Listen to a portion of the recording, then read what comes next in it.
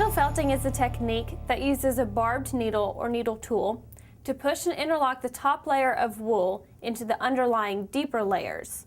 You can use the needle felting technique to make standalone felted shapes or to add a design or pattern to felter fabric. Let's take a look at our tools. Needle felting needles are not only very sharp, but they are barbed in one direction, making them especially lethal. That's one of the reasons I like to use the Clover needle felting tool.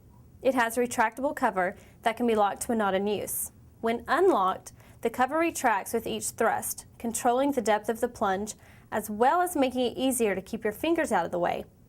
It's spring-loaded, making it easier to use, and you can load the tool with as many as 5 needles at a time, and the handle is easy to hold. We will also be using a pin-style needle felting tool with the felting applique mold. Although I've seen needle felters use upholstery or polystyrene foam, I prefer a brush-type mat.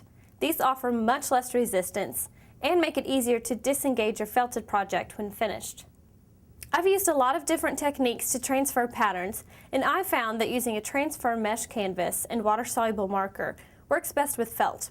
If you've had better luck with another method, by all means, use the one you like the best. We will be felting wool roving, yarn, and cut felt pieces onto a larger felt piece for our project, but you can use these techniques to add wool to almost any other fabric.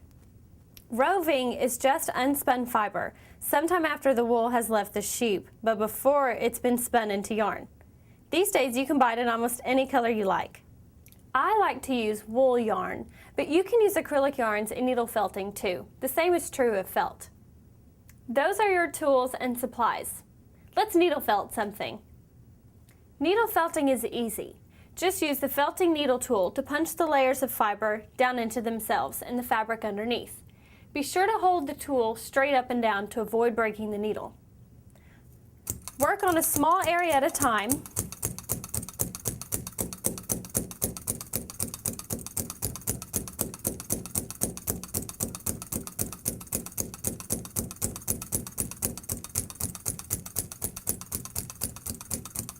Until the layers are completely enmeshed. Then move on to the next area. This is the basic method we'll use as we learn the techniques in lessons 2 and 3. In lesson 2, we'll be learning how to apply cut shapes and needle applique shapes. As we learn each technique, we'll be applying it to our pillow front. And by the time we've reached lesson 4, you'll have a completed pillow front ready to assemble. First, print 2 copies of the pattern.